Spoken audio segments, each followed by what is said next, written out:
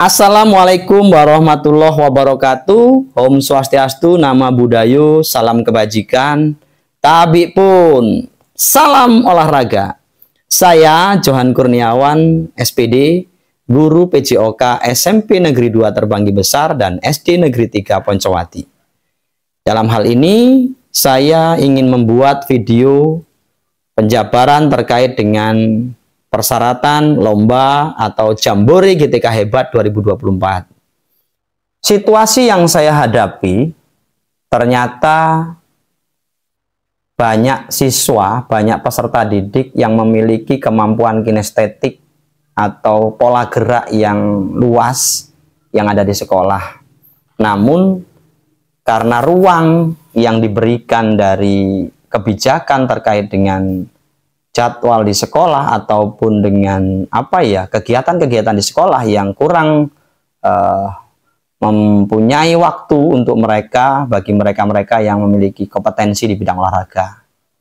Dari situ saya memiliki keinginan untuk melakukan pembelajaran diferensiasi tidak hanya di dalam kelas ketika kita mengajar atau pada saat ekstrakurikuler saja, tetapi saya lebih kepada membuat atau memberikan anak-anak ruang dalam komunitas olahraga.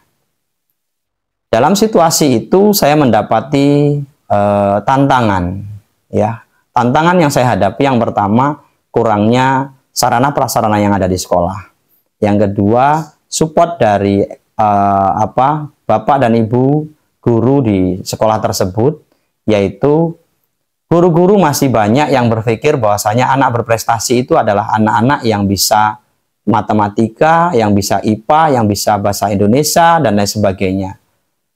Sedangkan pemahaman terkait prestasi non-akademik terkait di bidang olahraga kurang disupport oleh teman-teman. Nah, dari situasi yang saya hadapi itu, saya juga mendapati situasi yang agak berbeda daripada yang lainnya. Yaitu situasi di mana setiap kali anak-anak mulai menganjak bisa atau mulai terlihat kompetensinya, anak tersebut harus dinyatakan lulus dari sekolah, yang akhirnya anak tersebut tidak bisa meneruskan latihannya. Nah, dari situlah, dari tantangan-tantangan yang saya hadapi, saya melakukan aksi. Ya, aksi yang saya lakukan adalah yang pertama, membuat komunitas olahraga yang di dalamnya tentunya memfasilitasi beberapa kompetensi yang anak-anak miliki. Namun tidak semudah itu. Saya juga perlu mengembangkan diri, mengupdate diri dengan cara saya mengikuti berbagai pelatihan-pelatihan seperti saya mengikuti pelatihan level 1 nasional, atletik, saya mengikuti pelatihan terkait dengan pelatih renang, pelatih senam, dan lain sebagainya. Saya coba ikuti untuk apa? Supaya saya bisa membimbing anak-anak, saya bisa mendorong anak-anak sesuai dengan kompetensinya tanpa saya kesulitan. Jadi dari situ saya berupaya mengupgrade diri dulu, setelah itu saya melakukan pembelajaran dengan anak-anak dengan kemampuan yang sudah saya dapatkan. Dan tidak hanya itu, melalui media-media sosial seperti YouTube, TikTok, ataupun yang lainnya, saya belajar bagaimana cara mengembangkan potensi-potensi anak tersebut. Dan setelah itu juga, saya membuat komunitas itu lebih luas, dalam artian bukan cuma anak-anak di sekolah saya, tapi juga anak-anak dari luar sekolah, dalam artian anak alumni yang memang dulu dari sekolah itu masih bisa bergabung, masih kami harapkan untuk bergabung karena takutnya mereka-mereka terhambat karena sekolah yang mereka tuju ternyata tidak memfasilitasi apa yang mereka telah dapatkan di sekolah kami saat itu. Nah, dari situ kami coba membuka, ternyata ketemu setelah kami lakukan asesmen awal atau dalam artian saya melakukan diskusi, ya, ngobrol dengan anak-anak, baik itu satu persatu, face to face, atau saya lihat secara langsung anak itu apakah dia memiliki kriteria menjadi seorang atlet lari atau kriteria menjadi seorang perenang atau seperti apa, menjadi tukang senam atau seperti apa, itu coba saya analisis ya, saya lakukan analisis. Kalau sekarang ya asesmen lah ya. Dari situ saya mendapati anak-anak memiliki kompetensi di bidang olahraga, atletik, renang, senam, terus ada juga paskib ya, peraturan baris berbaris seperti itu, contohnya pengibar bendera gitu kan. Termasuk di situ ada senam irama ya, senam pramuka terutama yang seringkali anak-anak itu ada event lomba di sekolah-sekolah terdekat yang memang seringkali kita ikuti. Nah, dari situ saya membagi waktu dari hari Senin sampai dengan Minggu itu tidak pernah putus kami berlatih. Senin, Rabu, Jumat itu kami latihan atletik di lapangan Poncowati ya. Selasa, Kamis, Sabtu latihan renang di kolam renang Siloam. Setelah itu hari Minggu kami gunakan untuk seperti senam irama atau dengan peraturan baris berbaris gitu ya, atau kegiatan yang lainnya gitu ya.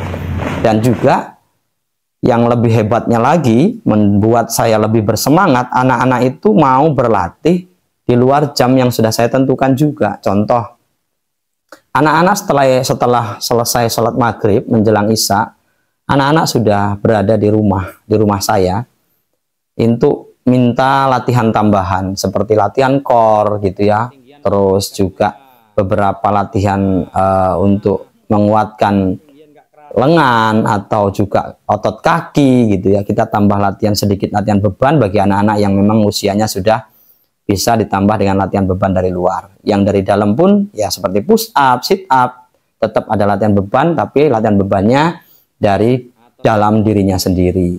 Nah, itu semuanya telah berjalan dan juga diferensiasi yang ada di dalamnya sangat kental, terbukti.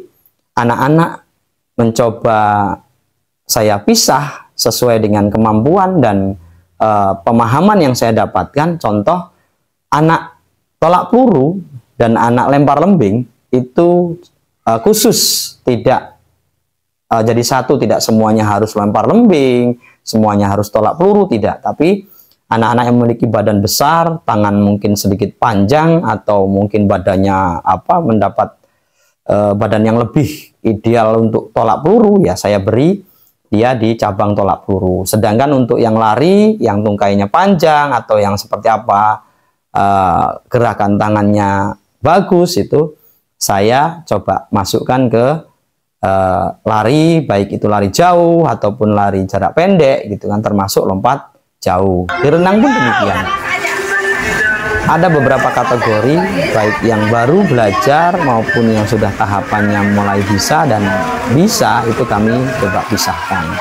Dan itu kami beri ruang untuk mereka untuk mengeksplorasi kemampuannya. Setelah itu apa?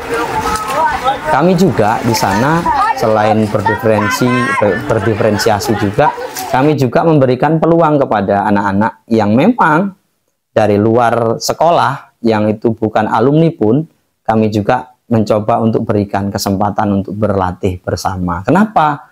Karena saya meyakini bahwasanya saya menjadi guru itu tidak sebatas guru di sekolah saya atau di klub saya saja, atau artinya di komunitas saya saja, tapi juga saya menjadi guru di masyarakat, saya menjadi guru di lingkungan, saya menjadi guru dimanapun.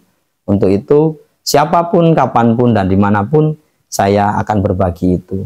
Yang tidak kalah pentingnya, Bapak dan Ibu, yang saya hormati, yang saya banggakan, tentunya membutuhkan keuletan, membutuhkan kedisiplinan, percaya diri, dan juga keikhlasan untuk menjalani ini semua.